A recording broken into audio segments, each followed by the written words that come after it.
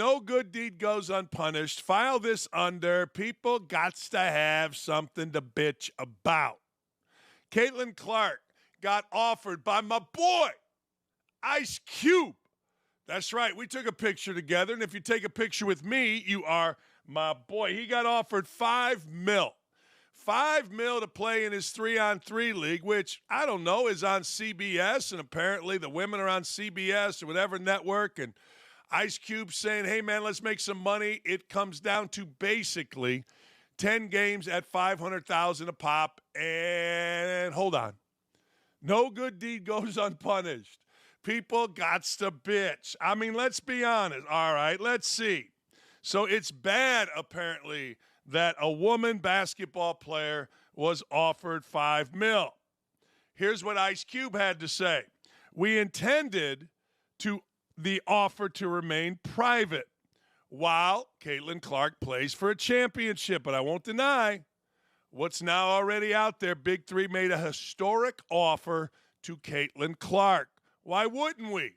Caitlin Clark is a generational athlete who can achieve tremendous success in the Big Three. So what's the problem? I'll tell you the problem. Women are mad.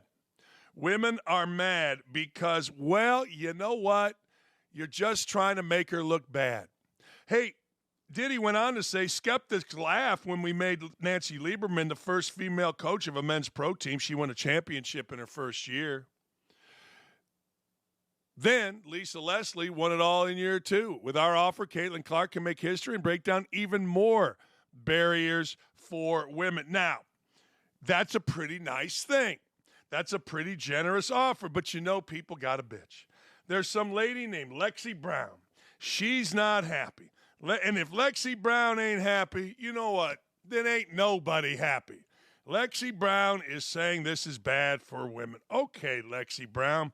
Well, let me go back. So no other women's basketball player has come to mind in the last 7 years. Well, Lexi Brown, let me explain something to you. The answer is no. Simple. No women's basketball player has captured the imagination. No women's basketball player has brought record numbers. And I don't know if you know this, Lexi Brown, but Ice Cube's 3-on-3 league is in the business of making money, getting ratings. And with all due respect to you, Lexi Brown, ain't nobody knows who you are other than immediate family and maybe the team you play on and a few women. I'm sorry, but that's just the way it is. And everybody knows who Caitlin Clark is. Let me give you an example. Yesterday, I was talking to our big boss. I was talking to Gary. He said, you know what? First time ever. My family doesn't really sit down together and watch sporting events or anything. Kids are going everywhere. He's got 16-year-old kid. I mean, they're everywhere, right? Anybody that has had 16-year-olds understands this. Well, Monday night, they sat down as a family and watched Caitlin Clark. I've always talked about this. I've talked about must-see TV. Yes, I'm stealing it from Thursday nights on NBC back in the 80s. I get it. Okay, I'm a thief. What, you think there's any original thoughts in this head? Oh, hell no. But anyway, must-see TV was for me on Monday night. Indiana was playing my school to go into the Sweet 16. And then Caitlin Clark was on. And I got to tell you, I was ready to watch. I'm always ready to watch. I'm not ready to watch anybody else. Now, I will say, a few years ago, if you remember the name Jaime Jaquez, who's having a really good year with the Miami Heat, he was with UCLA. They had the NCAA tournament here in Indianapolis. The Jaquez family, the aunt of Jaime, played for my wife. The family, the whole family, stayed at the crib. They stayed at our house. And one of the people that stayed here was Gabby, Jaime's sister. Well, Gabby now plays for UCLA women. She's a starting forward. So I'm watching UCLA. You're damn right I am. So women's basketball has become must-see TV, and I'm going to tell you, Gabby and Maya Moore, and I'm sorry to say all this, but that woman right there, she rules the roost. She does. She is must-see TV, whether you like her, love her, or are starting like me to be like, yo, LeBron, cool it with the annex. Love your game, love your personality, but I got to tell you, I've had about enough. Stop with the gestures, the hands, the shoulders, the faces, as my buddy Jay Perlman used to say to kids at my basketball camp when their parents would complain about Jay's tough behavior. Hey, look, your kid gives the hands. He gives the gestures. He was from the Bronx. He was from New York City. He's like, hey, give the hands, the gestures. And that's what I see Caitlin Clark doing. Enough yelling at other coaches. You know what? Ice Cube wasn't done. Ice Cube also had this to say. And they should have more than just one professional option in the U.S. at a time when American pro sports are being infiltrated by autocratic, anti-woman regimes such as Qatar. Our path-breaking offer to Caitlin Clark demonstrates that Big Three now offers another choice for athletes. That's right. So here's the deal. Let's just break this down.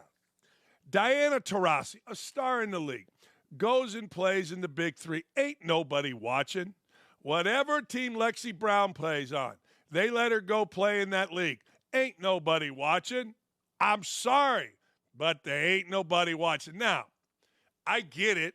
There's a big 70%, actually, number of African-American women playing in the WNBA. And many of them have expressed their disappointment at an African-American man, Ice Cube, offering a little white girl the opportunity to play. Well, I have two words for that. My ass. Stop with the racist crap. At least racial overtures are now out there. Like, I'm tired of every white dude having to be worried about whatever word that they say in reference to a black person. Look, never say the N-word. Other than that, I don't know what to tell you, because racial divides are awful now. Man, it's so easy for people, and a lot of WNBA women have said this, why are you giving it to a white girl? Well, I have the answer. I don't give a damn if she's white, black, green, or purple. But if I were Ice Cube, to solve that, I'd say, hey, here's the deal, Angel Reese. I'll give you $5 million too. Opening game, it's going to be Caitlin Clark's team against Angel Reese of LSU's team, and let's see the ratings go through the roof. I said this earlier. First game of the year should have been played in LSU or Iowa's football stadium. Put a court out there, which I think they did against Northern Iowa. Iowa did. Put a court out there, LSU, Kim Mulkey, Angel Reese, taking on Caitlin Clark, and that pretty girl that all you are telling me, number 24, I don't know her name, but all you guys, my perverted friends, are like, wow, number 24. I'm like, shut up. She's old enough to be my granddaughter. Leave me alone with that. But that's what people would want to see, and they would have sold 60,000. So if Ice Cube wants to further this, don't give in to Lexi Brown or whatever the hell else person gets mad. Be a smart businessman, which you are, one of the most brilliant in the history of business in this country. Put Angel Reese on one, give her $5 million, give Caitlin Clark. Last thing, if I'm Caitlin Clark, I ain't doing it. I ain't doing it. I know $5 million is a lot. Like Dave Portnoy of Barstool offered her 10 to play on his intramural team. I would do that. But I'm not taking $5 million. I'm not. And this is what women are mad about. They're mad that she's going to get embarrassed by a bunch of older dudes, and she would. She would absolutely get embarrassed. I heard some guys, including Rob Parker of Fox, say that what's stopping her from playing in the NBA? Loft disease. Do you know what loft disease is? Lack of effing talent. She's a talented woman's player, but she ain't ready for that NBA. Look, Ann Myers was brought in first in the mid-'70s to the Pacers for a tryout. The dudes that played against her were like, come on. Nancy Lieberman took a swing. The dudes that played against her were like, come on. No chance. Athletes are bigger, stronger, better athletes, maybe not better players, and she would have no chance. This step back against a big girl with the hair here, that ain't happening against 6'9" guard in the NBA. So stop with the stupid and move it on forward. I'm not doing it if I'm Caitlin Clark. You're going to get embarrassed. You're going to embarrass women. And next thing you know, you're going to lose cachet. You're going to lose your star power. You'll make the $5 million up elsewhere. Hell, you probably already got 10 in the bank. And what are you, 22? You'll be just fine financially with or without it. But don't do it. This is Uncle Dan's advice. Don't do it. Too gimmicky for you, too. You're a trailblazer in the women's game. Don't be gimmicky. Establish yourself in the women's game and then go Billie Jean King and kick somebody in their 50s ass in a tennis match and crown yourself queen. I'm down for that cause, but don't be playing in the big three. Hey, I'm not the guy that complains about everything the NCAA does. I'm not. I don't care. I honestly don't. I didn't as a player. I didn't as a coach. I don't care. I got a job to do. You got a job to do. Do your job. Try not to be a dirtbag, and away we go. All right. Well, I like this move by Charlie Baker. Charlie Baker comes in as a new head of the NCAA. Charlie Baker not really committed to the job. I mean, the NCAA is down the street here in Indianapolis, and Sir Charles is going to live over there in Massachusetts. So you know what? If you're going to do the job, then move to the town. If you're going to do the job, be in the building. Keep everybody on the straight and narrow. I mean, that's just common sense. But Sir Charles Baker, the head of the NCAA, does have a pretty good idea. He released a statement saying that the NCAA is seeking to remove college prop bets from all betting markets. I like it. The NCAA is drawing the line on sports betting to protect student athletes and protect the integrity of the game. So here's what he has to say. Now, I am with you. I think a lot of us are with you in this, Charles Baker, but I got to get my eyes on to have a read here. All right. Sports betting issues are on the rise across the country, with prop bets continuing to threaten the integrity of competition and leading to student athletes and professional athletes getting harassed. NCAA has been working with states to deal with these threats, and many are responding by banning college prop bets. This week, we will be contacting officials across the country in states that still allow these bets and ask them to join Ohio, Vermont, Maryland, and many others to remove college prop bets from all betting markets. NCAA is drawing a line on sports betting to protect student athletes and to protect the integrity of the game. Issues across the country that last several days show there is more work to be done. Yeah, there is. Yeah. No, I like this. Look, it is an unintended consequence of opening up not only gambling, but NCAA basketball. We opened up NCAA, I should say the NCAA to NIL, not NCAA basketball, because it's more than that. But here's the deal. There are always unintended consequences. You put money, you throw it out, you start using advertising with DraftKings. Did you know, and this will sound odd to some of you younger folk, that Las Vegas used to be taboo for the NCAA? There were, I believe, I know last year there were, and I'm going to say the same, not one, not two, not three, not four, 5 conference tournaments this year, I believe. Now, I know it was last year, held in Las Vegas. Well, guess what? The Golden Knights in Las Vegas.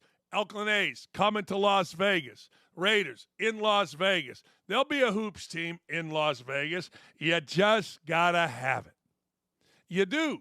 You got to have Vegas. Well, this is an unintended consequence. Hey, man, I got you under 0.5 threes. You hit 2. I'm going to yell and scream. I'm going to find your DMs. Add it all up for just a second. 100 years ago, when I played, leading up to whenever Twitter, Facebook, it all started, early 2000s, you really couldn't get to a player.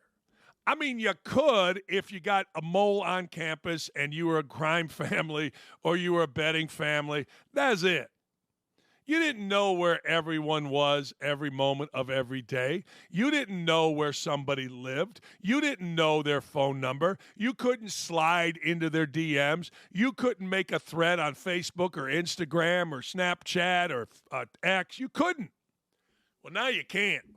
Now you know these guys, which in theory is a good thing until threats start, until things like, hey, I heard one coach, because this happened to me actually broadcasting, one coach said that one of his players got threatened to be burned alive because he screwed up a point total. It wasn't a game point total. It was an individual prop point total. Guy told me, North Carolina State fan told me that he wanted to burn me alive after I did a game of theirs. And by the way, I did a hell of a game. Oh, man, was I good in that game at Tennessee. But some fat kid said that he wanted to burn me alive. That didn't seem nice. I've never reported anybody to Twitter, but I kind of thought about that. When I get a death threat, I post it and say, this doesn't seem nice, or haters be hating, one of the two. Well, guess what? Players are getting it constantly, and it just isn't right. In fact, it's really bad. You know, you shouldn't have to play a basketball game in college and worry about post-game, your team won, but you didn't get in double digits, and Slappy Jones is going to come find you in your dorm room and put a hit out on you. That shouldn't be, but that's what's coming. And in fact, a lot of coaches are fearful that that's already happening. So I applaud Charlie Baker. I say good for you, and I applaud the states, including Ohio, that have done this. I think in the great state of Indiana, you can still make a prop bet. Not going to lie, haven't looked. I have not even thought about a prop bet on a player. I should, I guess, but I don't want to. Doesn't seem right. Not that gambling as a whole seems right, but let's be honest. Even in the mafia, there are certain rules. And with gambling, even though, all right, it is probably a sin, I should probably go to confession, but there are rules. And one of my rules is, I'm not betting on a kid. I guess if I would bet him to succeed. Yeah, maybe I would do that. And I think I probably have. I just have to think about it. But as a rule, I don't think in this NCAA season I have, and I can't remember the last time I did, if I did. But I get you. I do. I think you're right, Charlie Parker. Keep doing that. Keep pushing. I hate to see someone that's just playing basketball, just playing ball, get hurt because, well, they didn't cover for some slap that doesn't know his ass from third base and lost 10 cents. Huggy Bear. Bob Huggins back in the news. Now, Bob Huggins has been on a, quote, rehabilitation tour, and he educated the entire state of West Virginia how he's not really an alcoholic because he doesn't drink every day.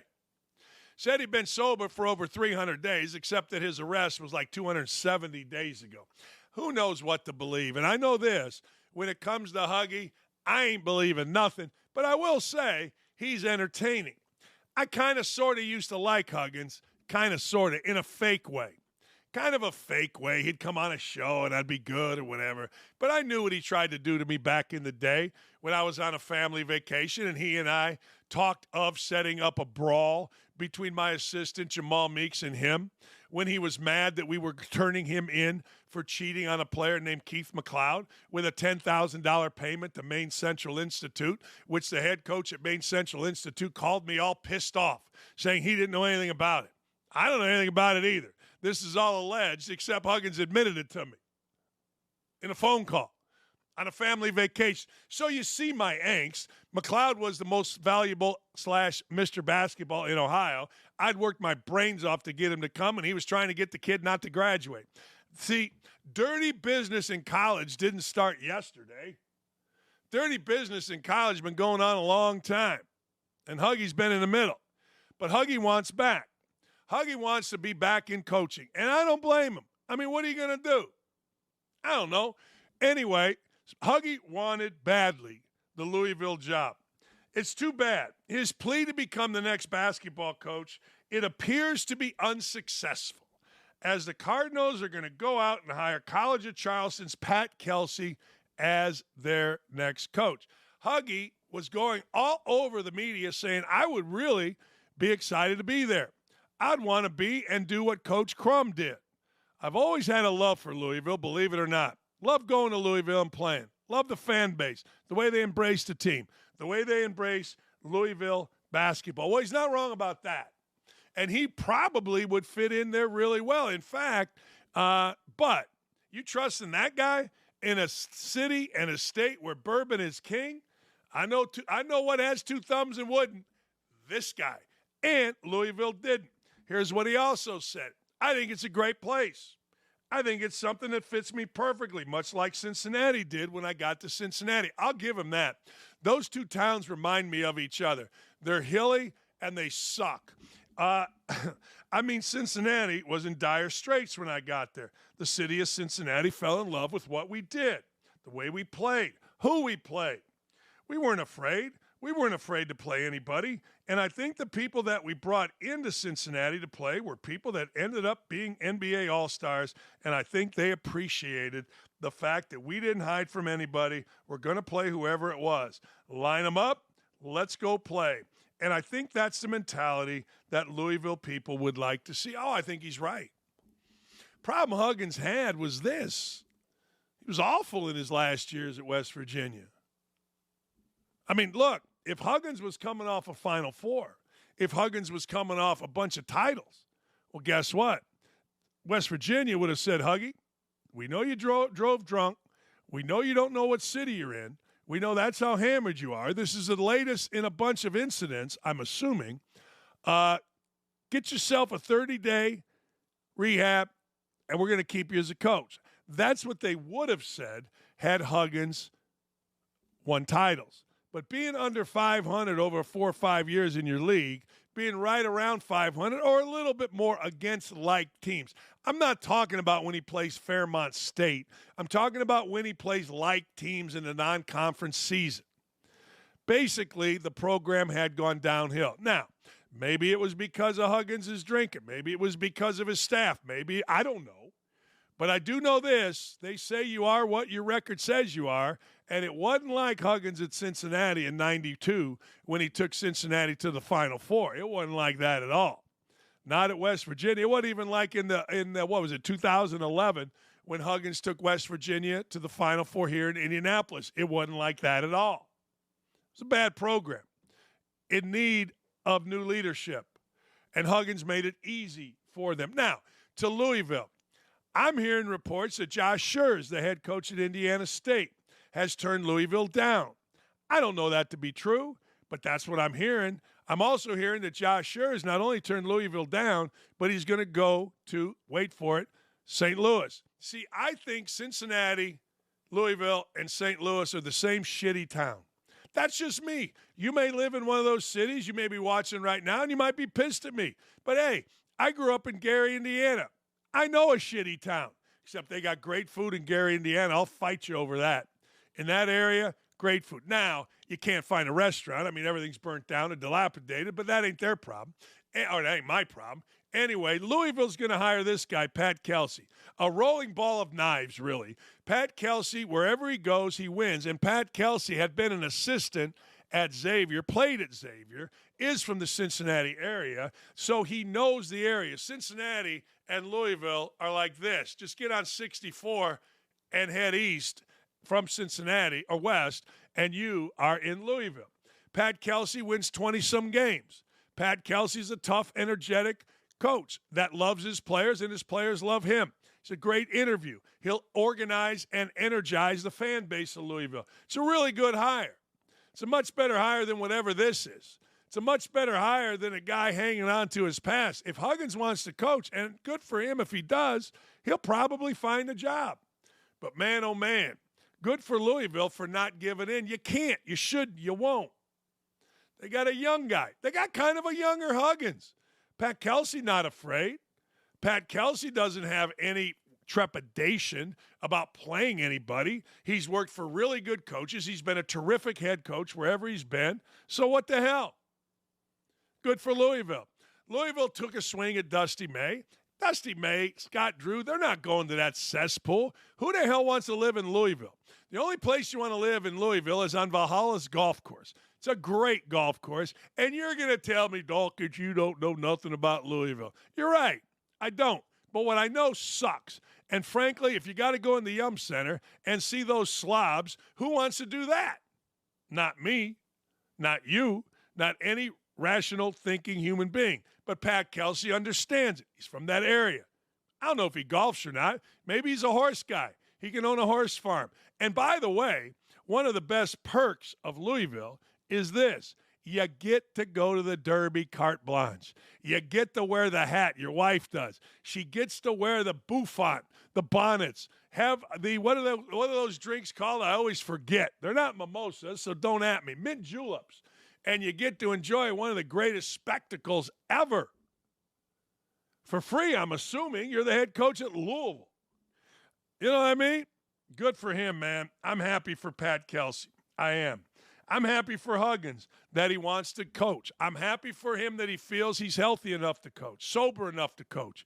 And if he is, like I said, he'll get an opportunity to coach. I mean, look, I would say the dude's in the Hall of Fame, but everybody's in the Hall of Fame. I mean, they're going to put Calvin Sampson's cheating ass in the Hall of Fame if he ever gets to another Final Four. Mark my words. If you are anybody anywhere in Europe, female, whatever, you get in the Hall of Fame. Win a few games, you get in the Hall of Fame. The Hall of Fame for basketball is a strip mall. Literally, there's the Hall of Fame, and right next to it is all those, what is it? Wendy's. Who's all? PepsiCo owns it, so it's Wendy's and Pizza Hut. Literally, that's what it is. I don't want to hear about a Hall of Fame coach. I don't. Jemele Hill, the failed anchor at ESPN, the failed podcaster, the failed show haver, she was a good writer, I suppose. I mean, that's how she kind of made her bones. Maybe she was a good writer, but now she's an activist. Now she's always mad at Whitey. Now she has morphed into, hey, something went wrong. Let's call Jemele Hill because Whitey screwed us. Wait, no, Whitey didn't. Let's call Jemele Hill and let Jemele Hill figure out how to blame Whitey. That's what Jemele Hill has morphed into. She's going after Kim Mulkey. Yeah, she is, because, well, I don't know why, but I'm going to tell you, Kim Mulkey, the LSU basketball coach, threatened to sue the Washington Post over a potential hit piece, which, whether you agree with it or not, makes more people want to read the Washington Post hit piece. And whether you agree with Kim Mulkey or not, good for her. What are you supposed to do? Stand back and take it? No. You got to go Dave Portnoy. You got to go Dave Portnoy, and you got to just have a damn day. You do. You got to talk. You got to come after him. You got to set the stage that this is crap written by a sleazy reporter. That's what she did. Now, Jemele Hill doesn't like it. Jemele Hill says people like Kim Mulkey is the reason why real journalism is going down the drain and that misinformation and disinformation is real. Kim Mulkey standing up for herself? Let's hear from the ridiculous one, Jemele Hill. Once you label the news media the enemy of the state, and once you are able to get people distracted from whatever is the information to come, listen, Kent Babb, who is supposedly the journalist who is working on the story, he should be very happy. I don't know if the Washington Post was planning to put the story behind a paywall, but put one down by it now, because now we're all interested. Kim Mulkey basically drew attention to a fire we didn't even know was happening. And a lot of people look at this as a strategy to get out front. I think it was a bad strategy, because we're more interested than ever in this story. And not to mention, even though she said afterwards that, you know, her team wasn't distracted. I mean, LSU didn't, despite the final score, they didn't play particularly well. I'm not saying that these two things are related, but we get on players all the time and use the word distraction to include everything under the sun. And here you have the coach kind of doing the same thing. Listen, journalism has lost the overall fight. I mean, misinformation and disinformation is here. And now if you just label everything to be fake or label everything to be true, whether you've seen the evidence or not, that is enough of a seed that is planted in people's mind to already have an opinion about something that they haven't seen. That's really stupid. I mean, it's really stupid. So Kim Mulkey knows what the article's about. It's about her and her program and how they went about getting it. And Kim Mulkey calls it out. Where's the disinformation? Where's the lies? The lies are when people like Jemele Hill say anything. If Jemele Hill's opening her mouth, something stupid is coming out, a lie is coming out, something victim is coming out. But you know what? By me giving her oxygen, that's what she wants. So Jemele Hill thinks that Kim Mulkey, who knows the truth, is supposed to just stay silent. I've said this forever. I don't know. Used to be like 6. Now there's about 12 national stories about me. And I'm telling you, a couple have been really good. Hell, The Atlantic did a piece on me that was really good. There's a lot of garbage in it. Never, not one of the stories that's ever been done on me by a writer has ever been accurate. Is it all inaccurate? No. But is it accurate? Absolutely not. It just depends on the slant of the writer. And we all know, let's say that Jemele Hill is going to do a piece on OutKick. You think that's not going to be slanted? Let's say Jemele Hill is going to do an honest deep dive into Donald Trump. You think that's going to be fair and balanced and honest or whatever the hell the words are? So this guy that is writing this article on Kim Mulkey is, oh, by God, he's a South Carolina grad. Now, journalists will tell you that doesn't matter. But journalists are full of crap. I mean, I've been a victim of the bias. You could write a 5-part freaking huge article on all the good stuff that I do. Indy Star chose because the writer got mad at me. He chose to write a hit piece. We get it. We understand it. It's everywhere.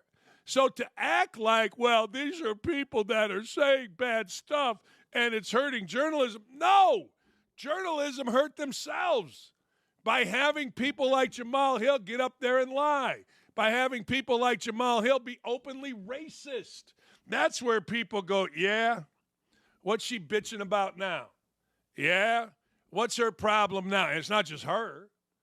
I mean, it could be anybody. What's he bitching about now? What's he complaining about now? What's he trying to get cap money on now? I mean, we all know. I mean, it doesn't have to be black guys either. White guy, oh, he don't like Dakich. You know there's a piece coming. She hates so-and-so. You know something nasty's coming. And look, she's right about one thing. Kim Mulkey did give oxygen to the story, but good. Look, you think, or I guess Jemele Hill thinks, that you're going to read the story and believe it? If you read a story and you believe it, I'm not talking about a game story. I'm not talking about an opinion piece on who's going to win the SEC. But if you read an in-depth whatever article on anybody, whether it's Biden or whether it's Dylan or whether whoever, it ain't all true. It ain't close to all true. Not even this Ohtani story. Nothing you've read is true. Maybe there was $4.5 million. Maybe. Maybe the interpreter did what the I don't even know. But I guarantee you, the story is the backstory. In every story, every one, the story ain't what you're seeing, Jemele Hill, or what particularly you are writing. It's the backstory. Because you all screw it up like it's your job. And I, Daniel J. Dakich, is speaking from experience. Everyone. Hell, going back to high school. I used to read stuff about Bob Knight when I was working for him and go, yeah, that didn't happen that way. Yeah, that's not true. I wouldn't say it because what does it matter? But I'd read it and go, yeah, that writer, that Benner guy, he don't like Knight. He wrote this. No, it's not true. Robin Miller, the writer, it's not true. It's not. Never. Not one article ever. Other than, hey, he scored 10 points or that guy got 30 or whatever. No, that's the only thing that's remotely true. But opinion pieces on people, not even close. Not even close. You know I love Lane Kiffin. I'm a Lane Kiffin fan. I'm a Lane Kiffin guy. Call me a Lane Kiffin guy. I like him. I do. Lane Kiffin says he's prepared to take advantage of the crappy, he used a different word. I'm trying not to swear today. It's Holy Week. That will cause chaos in the transfer portal. Lane Kiffin's saying, it's really a stupid system. Hey, it's good for the players, maybe. Maybe it's good for them financially, but I'm not really sure it's good for them that they can leave anytime something goes wrong. They're just going to run no matter what. I think what you're going to see, I said this when we first started this, is people that I'm going to go somewhere, get their money, and having never played it down as a transfer, and I'm going right back in the portal after spring ball, go somewhere else and get the money. I was talking to a college basketball coach yesterday who was just disgusted. He's like, he and the head coach spent a couple hours on a Zoom call with a player and his family. And they talked about everything that the school offers, Big Ten school. And he said, at the end of the day, at the end of the broadcast, or whatever you call a Zoom call, all the people wanted to know was, how much money are you offering?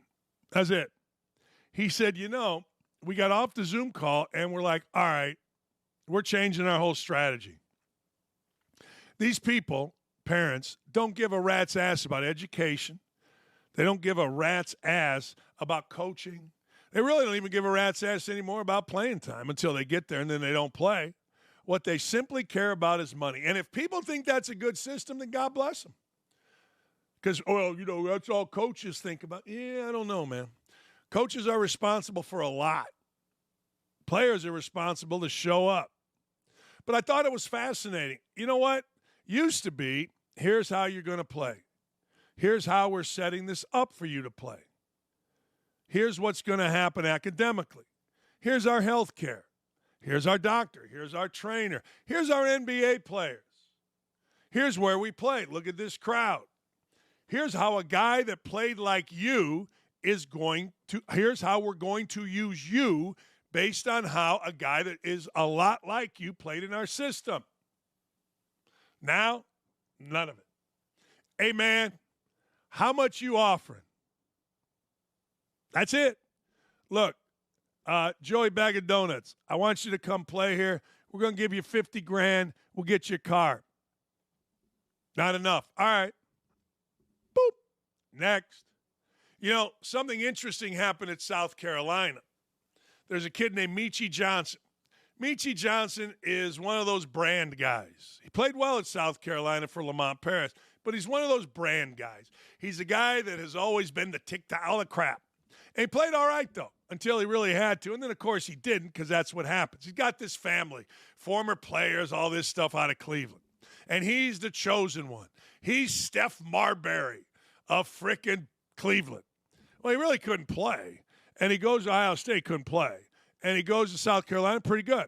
Walks into his coach, Lamont Paris's office, allegedly, and says, hey, here's the deal, coach. I want to be the highest paid player in the SEC.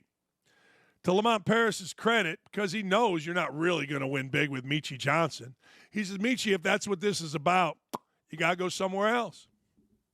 Meechie went somewhere else. And two people are going to be happy. Lamont Paris is going to be happy, and Lamont Paris's wife is going to be happy because they don't have to deal with a pain in the ass and a pain in the ass his family. Hell, Meechie Johnson's dad or uncle was playing constantly at Ohio U. We beat Ohio U in the handshake line. He's like, Coach, man, I want to transfer play for you. Like, are you nuts? There's that country song, Then What? Then he gets playing for me and he wants to transfer from me.